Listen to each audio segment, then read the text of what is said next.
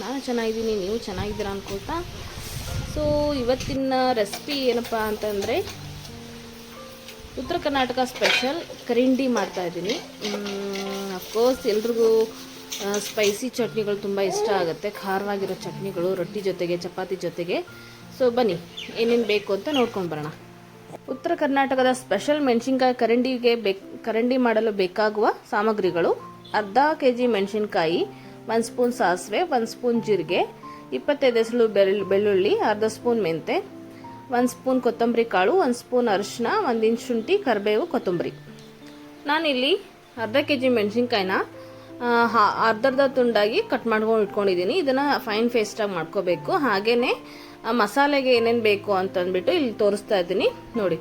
ಇಷ್ಟನ್ನು ನಾವು ಮಸಾಲೆನ ಚೆನ್ನಾಗಿ ರುಬ್ಕೊಂಬರ್ಬೇಕು. ಬನ್ನಿ ಹೇಗೆ ರುಬ್ಕೊಂಬರೋದು ಅಂತ ತೋರಿಸ್ಕೊಡ್ತೀನಿ. ಹಾಗೆಯೇ ಇವೆಲ್ಲ ಬನ್ನಿ ಮೊದಲು ಇಲ್ಲಿ ನಾವು ಇದನ್ನೆಲ್ಲ ತೊಗೊಂಡಿರೋ ಐಟಮ್ ಶುಂಠಿ, ಕರಿಬೇವು, ಕೊತ್ತಂಬರಿ, ಬೆಳ್ಳುಳ್ಳಿ, ಕೊತ್ತಂಬರಿ ಕಾಳು, ಮೆಂತೆ ಕಾಳು, ಸಾಸಿವೆ, ಜೀರಿಗೆ, ಅರಿಶಿನ ಇದೆಲ್ಲ ಹಾಕಿಬಿಟ್ಟು ಚೆನ್ನಾಗಿ ಫೈನ್ ಪೇಸ್ಟ್ ಮಾಡಬೇಕು. ಮೊದಲು ಈ ಮಸಾಲೆನ ರೆಡಿ ಮಾಡ್ಕೋಬೇಕು. ಬನ್ನಿ ಹೇಗೆ ಅಂತ ಅಂದ್ಬಿಟ್ಟು ತೋರಿಸ್ತೀನಿ. ಹಾಗೆಯೇ ಫೈನ್ ಪೇಸ್ಟ್ ಮಾಡ್ಕೊಂಡು ಬಂದುಬಿಟ್ಟಾದ್ಮೇಲೆ ಮುಂದೆ ಏನು ಮಾಡೋದು ಅಂತ ತೋರಿಸ್ತೀನಿ. ಇಷ್ಟು ಸಾಮಾನನ್ನ ಹಾಕೊಂಡ್ಬಿಟ್ಟು ಈಗ ಮಿಕ್ಸಿ ಆಡಿಸ್ಕೊಳ್ಳೋಕ್ಕೆ ಅಂತ ಅಂದ್ಬಿಟ್ಟು ರೆಡಿ ಮಾಡ್ಕೊಂಡಿದ್ದೀನಿ. ತೊಗೊಂಡಿರೋ ಅಷ್ಟುದನ್ನು ಹಾಕಿಬಿಟ್ಟು ಇವಾಗ ಮಿಕ್ಸಿ ಆಡಿಸ್ಕೊಂಡು ಬನ್ನಿ. ಇದನ್ನು ಮಿಕ್ಸಿ ಆಡಿಸ್ಬಿಟ್ಟು ಚೆನ್ನಾಗಿ ಸಣ್ಣದಾಗಿ ರುಬ್ಕೊಂಡು ಸೈಡಲ್ಲಿ ಇಟ್ಕೊಳ್ಳಿ.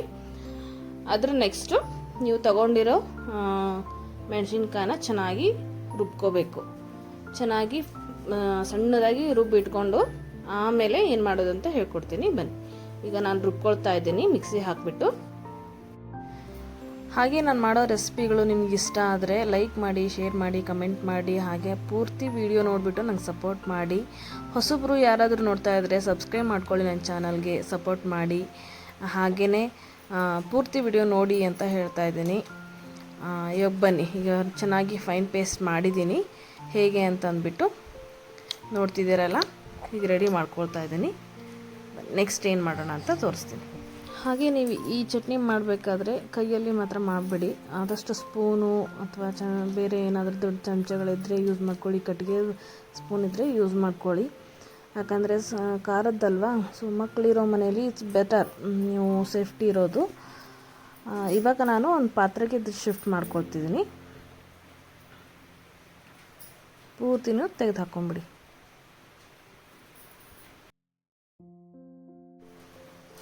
ಆಮೇಲೆ ನೀವು ಮೊದಲೇ ರೆಡಿ ಮಾಡ್ಕೊಂಡಿದ್ರಲ್ಲ ಮಸಾಲೆನ, ಆ ಮಸಾಲೆನ ಇದಕ್ಕೆ ಮಿಕ್ಸ್ ಮಾಡ್ಕೊಳ್ಳಿ. ಚೆನ್ನಾಗಿ ಮಿಕ್ಸ್ ಮಾಡ್ಕೊಂಡ್ಬಿಟ್ಟು ನೋಡಿ. ಹಾಗೆ ಈ ಚಟ್ನಿನ ನೀವು ಇಮ್ಮಿಡಿಯೇಟಾಗಿ ತಿನ್ನೋಕ್ಕಾಗಲ್ಲ. ಯಾಕಂದರೆ ಇದು ಮಿನಿಮಮ್ ಅಂದ್ರೂ 5 ರಿಂದ 6 ದಿನ ಬಿಸಿಲು ಬಿತ್ತು ಅಂತಂದರೆ 5 ರಿಂದ 6 ದಿನ, ಇಲ್ಲ ಅಂತಂದರೆ ಮಿನಿಮಮ್ 10 days to 15 days ಆಗುತ್ತೆ ಇದು ಕಳಿಬೇಕು ಅಂತಂದರೆ ಚಟ್ನಿ. ಈಗ ಅದನ್ನು ಆ ಥರ ಮಾಡಿಕೊಂಡು ಹುಳಿ ಏರಿದ ಮೇಲೆ ತಿಂದ್ರೇ ತುಂಬ ಟೇಸ್ಟ್ ಇರುತ್ತೆ. ಸೊ ಇದಕ್ಕೆ ನಾನು ಇವಾಗ ಒಂದು ಹಿಡಿಯಷ್ಟು ಉಪ್ಪನ್ನ ಮಿಕ್ಸ್ ಮಾಡ್ತಾಯಿದ್ದೀನಿ. ಸೊ ಇದು ಮಿಕ್ಸ್ ಮಾಡಿದ ಮೇಲೆ ಚೆನ್ನಾಗಿ ಕಲಿಸ್ಬಿಟ್ಟು ನೀವು ಬಾಕ್ಸ್ಗೆ ಶಿಫ್ಟ್ ಮಾಡ್ಕೋಬೋದು. ನಾನಿಲ್ಲಿ ಬಾಕ್ಸಲ್ಲಿ ಹಾಕ್ಬಿಟ್ಟು ಇಡ್ತಿದ್ದೀನಿ.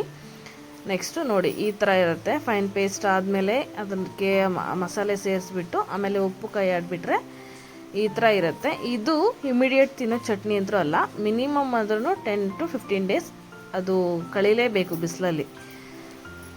ಈ ಚಟ್ನಿನ ಬೇಕಂದರೆ ನೀವು ಬಿಸಿ ಅನ್ನಕ್ಕೆ ತುಪ್ಪ ಹಾಕ್ಕೊಂಬಿಟ್ಟು ತಿನ್ಬೋದು, ಸಖತ್ತಾಗಿರುತ್ತೆ. ಆ್ಯಂಡ್ ರೊಟ್ಟಿಗೆ, ರೊಟ್ಟಿ, ಚಪಾತಿಗಾದರೆ, ಪೂರಿ ಈ ಥರ ತಿನ್ನಬೇಕಾದ್ರೆ ಮೊಸರು ಹಾಕ್ಕೊಂಡು ತಿಂತಾಯಿದ್ರೆ ಈ ಚಟ್ನಿ ಸಖತ್ತಾಗಿರುತ್ತೆ ನೋಡಿ.